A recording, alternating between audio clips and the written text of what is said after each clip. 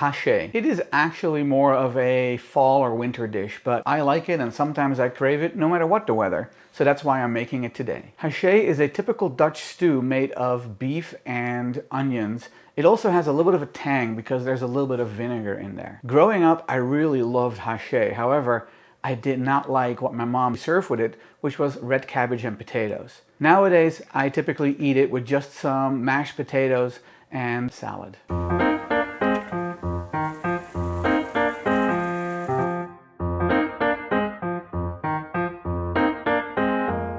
Hi, I'm Toine and welcome to my kitchen. If you're new to this channel, I focus on cooking foods from my home country, the Netherlands, and some of its former colonies, such as Indonesia. The word hachee comes from French, hacher, which means to chop. When I looked up where this recipe came from, I found out that there are recipes dating back as far as the Middle Ages.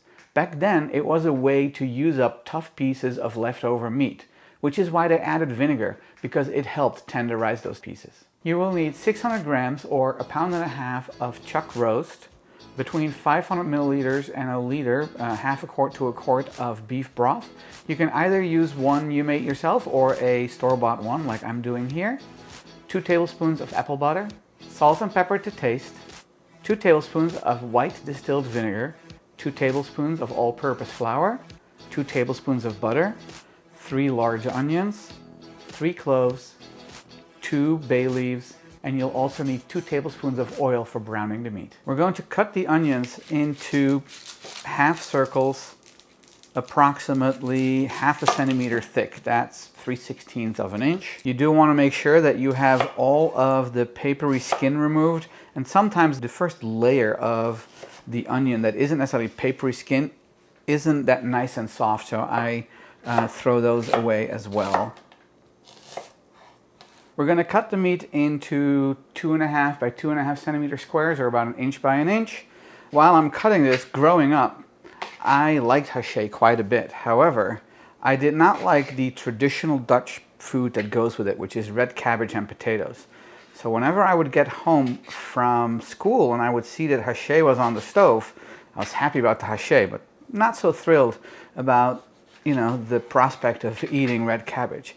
So at dinner time, what I would do is I would eat a big spoonful of hachee with just a little bit of red cabbage in there, because if I did not finish my vegetables, I wouldn't get dessert. So that was one way that I could eat one of these vegetables that I really didn't care for. If there are really big pieces of fat in your chuck roast, you can discard those, or if you see some of that silver skin that is really tough, that doesn't render out, you can discard that as well. So here we have kind of a big piece of fat. I'm going to just trim that off like that and cut the rest of the meat into chunks. I have preheated my oven to 300 degrees Fahrenheit. That is 150 degrees Celsius, because instead of putting this stew on the stove, we're actually going to put it in the oven. That way you don't have to tend to it quite as much. We're going to coat the meat with some flour, but we want to season the flour. So we're going to put a pinch of salt in the flour, as well as some freshly cracked black pepper. Mix the flour, salt, and pepper together. And now we're going to toss all the beef in the flour. What this is going to do later, actually, it's going to help thicken the sauce a little bit. So this is a very important step in making hachee. Toss or turn it around. Make sure that all the pieces of meat get some flour on it. Make sure you use a big enough bowl, because if your bowl is too small, this is going to make a mess. I've got a tablespoon of oil in the pot. I'm going to put it over high heat and wait until the oil reaches right before its smoking point. And then we're going to add half of the beef. So while the oil is heating up, at the same time over low heat, I am heating up the 1/2 liter of beef broth, because you actually don't want to add the broth to the stew cold. Right now the oil is at the right temperature, so we're going to add pieces of beef, about half of them in the pot, and don't stir it around, just let it sit and then flip them around to brown them on all sides. The goal here is not to fully cook the beef. We really just want to brown the pieces so they get a little bit of a crust on it, and it will just make for a better texture when you're eating the stew. Gonna rotate the pieces. And now let this side brown for a little bit. Once all the sides are browned, take it out, put it in a dish. I'm going to lower the heat a little bit as I add another tablespoon of oil. And the reason I lower the heat is because I don't want this to splash too aggressively. It won't take very long to get the temperature. And then we're going to add the remainder of the beef. So I'm raising the heat again. If there's any excess amount of flour stuck to a piece of beef, just kind of shake it off. You don't want a ton of flour in here.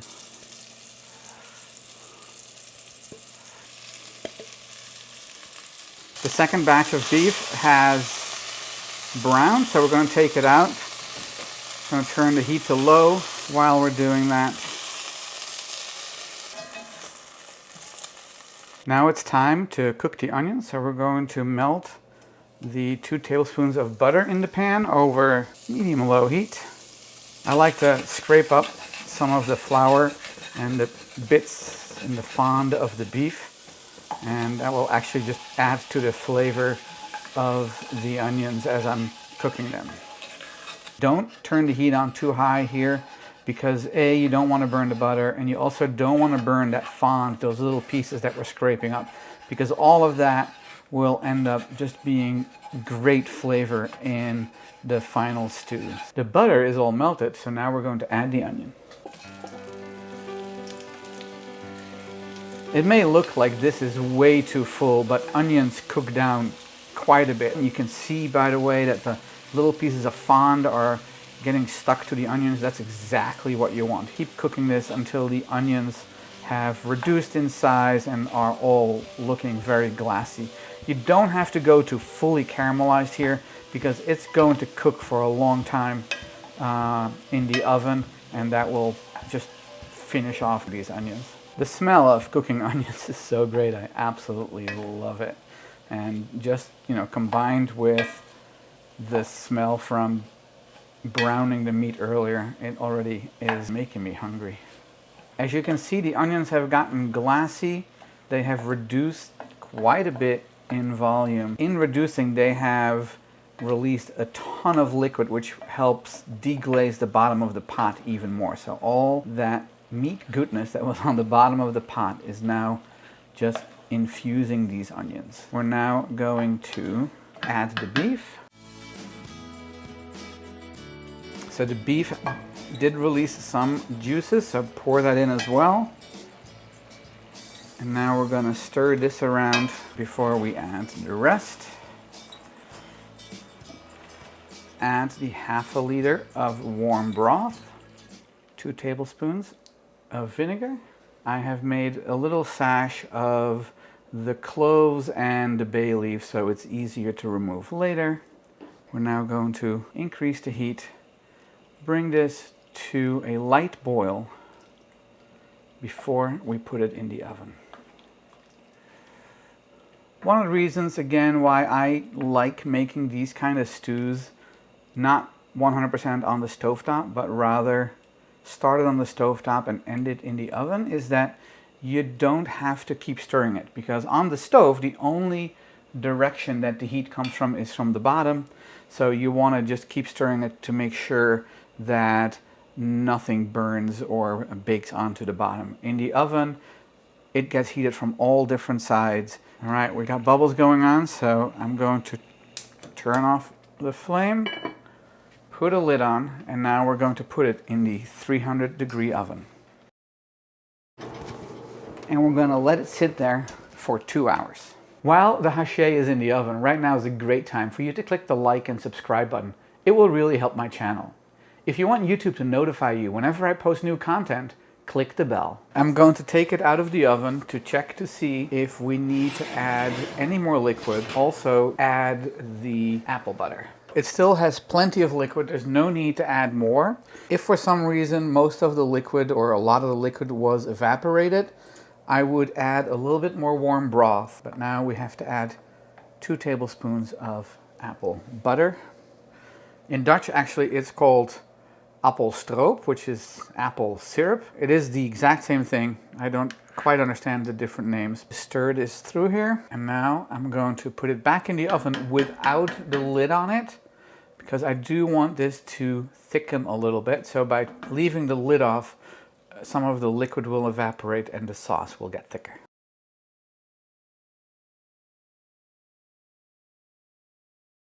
We're going to leave the hachee uncovered in the oven for at least an hour. After an hour, check it to make sure that the beef is nice and tender, and also the sauce should have gotten a little thicker. It has been an hour.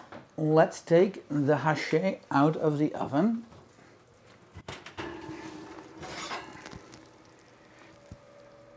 I'm giving it a stir, then I'm going to grab a spoon and give it a taste to see if I need to add any more seasoning.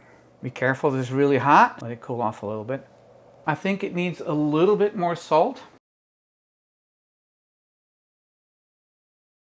So I'm going to stir it through, make sure that the salt we just added gets completely dissolved. And then we are going to check to see if I need to do any more adjusting of the seasoning. That was perfect. We're going to let it cool off a little bit before we eat it, but now it's time to remove the sachet with the cloves and the bay leaves. And now we just wait a few minutes before we try it. Let's scoop up a little bit of hachee. Make sure you get a piece of meat, some of the onion, some of the sauce or the juice. And let's give it a try. Eet Smakelijk.